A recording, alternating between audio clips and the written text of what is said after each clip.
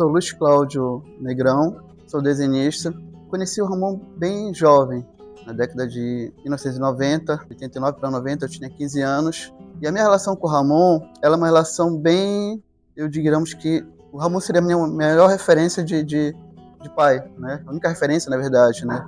O Ramon foi a pessoa que me iniciou no movimento teatral, no movimento das organizações do teatro. A minha relação, ao chegar ao Ramon, eu vim daquele movimento, porque eu nasci na Sacramento, fui criado lá, e o Ramon, ele foi amigo da minha tia, né, da minha tia Antônia. O Ramon era secretário do Hospital de Jancenianos, na Casa Andréa, e o Ramon ele tinha a função de secretário da casa. E o Ramon, naquela época, eu me lembro muito bem que minha mãe me levou lá para conhecer, me apresentar, para tipo assim, Ramon, leva meu filho para conhecer as artes, porque meu filho é desenhista, né? Ela sabia que o Ramon pintava, desenhava, e o Ramon, naquela época, ele tinha recentemente sofrido uma amputação devido à doença dele e tudo, e ele não podia estar se deslocando. E eu me lembro que eu já participava do movimento de história e quadrinho, e o Ramon precisava muito de alguém. Ele ficou encantado pelo fato de desenhar. Minha tia me levava lá, então o Ramon sempre teve o traço, tudo, o dom da pintura, além da escrita, o teatro, tudo. E ele precisava de mais alguém que pudesse falar esse diálogo com ele da pintura, do traço, né? Para ajudar na cenografia. Devido à hanseníase, o Ramon tinha as mãos com garra, mas mesmo assim ele era um excelente pintor, excelente, mas havia coisas que ele não podia desenvolver, né, no traço dele, e ele via isso em mim, né? E aí eu passei então a ir à casa do Ramon, né? E eu passei a frequentar, eu saía da Sacramento, ia sábado e domingo para a Cidade Nova. E para mim foi assim uma descoberta, porque a gente passava horas, era um espaço gigantesco, porque imagina, eu tinha 15 anos, o Ramon já tinha uma boa idade, né? E eu ficava lá, eu via os livros, a gente discutia sobre teatro, ele me ensinava a fazer, ele me ensinou, né? Eu não conhecia nada de iluminação, a parte de cenografia. Eu era tipo o arauto do Ramon para ir tudo que era reunião, que tinha que ir na Federação de Teatro, levar ofício, trazer ofício, pegar a resposta, ir no teatro, marcar. Então, eu comecei a fazer isso, né? Imagina, com 15, 16 anos, eu não tinha a menor noção de estar nesse tipo de movimento, né? Conhecer a Federação de Teatro, ou falar sobre os grupos de teatro, eu era uma pessoa do desenho, né? Então, eu era uma pessoa dos quadrinhos. Para mim, era quase que sagrado pro final de semana, durante um bom período, né? Ir na casa do Ramon no final de semana, né? Sentar com ele, passar horas com o Ramon discutindo sobre arte. Então, essa relação, então, assim, de bons exemplos, de produção. O Ramon, ele tinha uma máquina assim, pequenininha, uma Olivetti, né? E tinha várias máquinas datilográficas na casa, e ele escrevia. Não tinha um final de semana que o Ramon não estivesse produzindo em algum canto da casa dele. E ele produzia muitos textos lá, né? Durante todo o período, né? Então, tem períodos que eu tive mais próximo, períodos que eu me afastei pelo meu próprio trabalho, a necessidade de querer desenvolver meu trabalho enquanto artista. Como muitas pessoas, eu acho que um dos grandes legados do Ramon é que ele formou muita gente, né?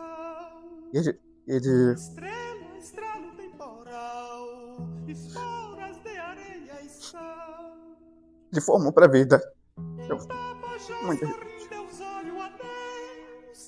Eu cresci com uma referência muito boa. E não era só aquela que você aprendia teatro. Você aprendia muitas coisas. Todos passaram lá. O Ramon cuidava para estudar. Sempre estudar. Sempre. Livros. Estudo. Você jamais vai dizer que você teve problemas de estar na casa do Ramon. Era o melhor local para se estar. Eu me lembro que eu fui em muitas coisas. Cheguei a representar o Maromba em eventos fora do estado. Muitas coisas. Então, eu nunca fui ator, né? Então, eu era o cara do bastidor. Eu era o cara que ia para o Valdemar Henrique, para o Teatro da Paz, ter acesso a fazer a iluminação, né? O Ramon marcava tudo, o palco lá ensinava a fazer. Ele era super criativo. Ele era um cara que produzia 24 horas por dia. Então, a gente aprendeu a fazer iluminação. E dizia, mas Ramon, eu não sou ator, né? Mas eu assistia do começo ao final. Eu tinha que saber todas as falas, todos os movimentos do palco, porque eu ia fazer a luz, porque eu ia fazer o som. Eu tinha que saber começo, meio e fim de tudo. Eu precisava saber a roupa que ele se vestia. Então o Ramon ele era muito meticuloso com isso. Então quem ia para o Maromba aprendia. Não era só, você não ia aprender o texto, você não ia apenas interpretar, você ia aprender tudo. O Ramon tinha essa possibilidade de ser um multiartista. Então muita gente imagina o Ramon, a gente nunca teve a ideia do preconceito devido à doença dele, da idade, de uma série de coisas.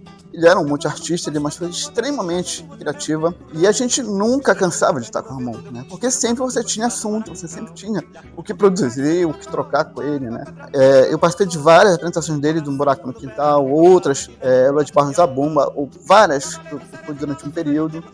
Até que depois eu me afastei e fui seguir como todos que, né? O Ramon preparou muita gente para seguir. Uns viraram dançarino, outros viraram atores, outros seguiram o seu caminho, viraram apenas trabalhadores normais, né? E viraram apenas admiradores da arte. Mas eu acho que esse legado que muitas vezes não conhece, né? Eu me lembro que eu cheguei com uma mostra rotativa Ramon Stergman. A gente foi em várias cidades no interior e isso era muito legal, entendeu? Porque sempre a gente tinha alguma coisa tá produzindo. Vieram outras gerações, outros grupos, outras pessoas.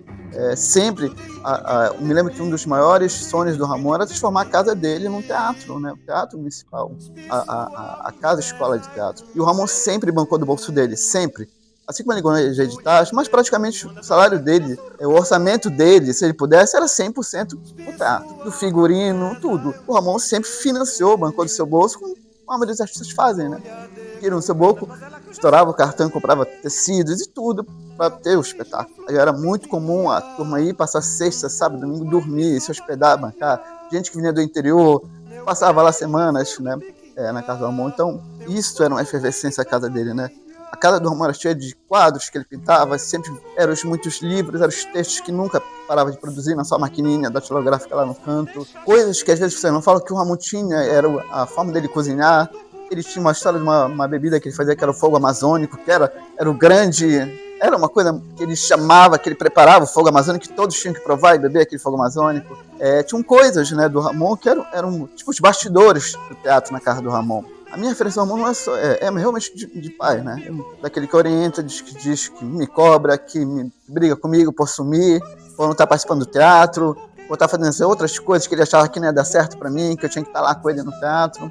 Mas é natural que cada um busque seguir seu caminho, busque suas experiências, seus erros, seus acertos. O Ramon, antes dele partir, ele deixou na casa dele um quadro, presente para meu filho.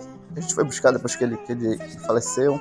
E eu me preocupei muito, depois de um tempo, de ir na casa dele e resgatar coisas que ficaram lá. Eu fui lá na casa dele, tive algumas surpresas, não muito agradáveis, com uma parte do acervo dele, né?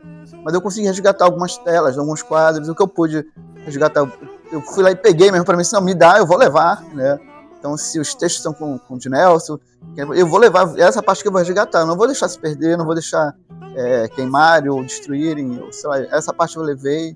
O que eu pude dar de fotos também, eu fui lá e peguei de matérias de jornais. Então, essa parte da memória, né, além de ter uma memória afetiva, porque eu cresci convivendo com ele, né, além do trabalho, eu cresci, vi, né, uma boa parte lá.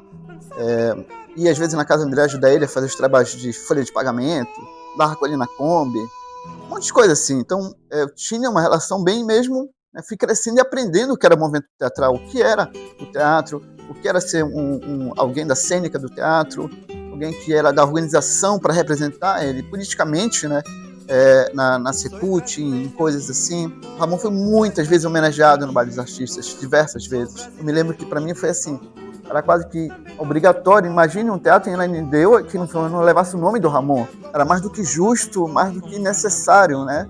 A gente não conseguiu, isso não aconteceu. Mas muita gente, depois disso, continua a produzir TCC, produzir performances. Muita gente continua pesquisando, se interessando, querendo conhecer a obra do Ramon. Não teve essa oportunidade de conviver com ele na casa dele, conhecer ele, né? Hoje o Ramon estaria pelo menos com 82 anos, se estivesse vivo. Tenho certeza que estaria produzindo sem parar. Continuaria a estar produzindo. Continuaria com a sua casa cheia de gente, de juventude. Tem uma efervescência de juventude na casa dele. Então eu só tenho a agradecer pela pessoa que sou, por ter convivido com o Ramon enquanto era vivo. É brasileiro lindo, é brasileiro lindo. Sou brasileiro lindo e toco também.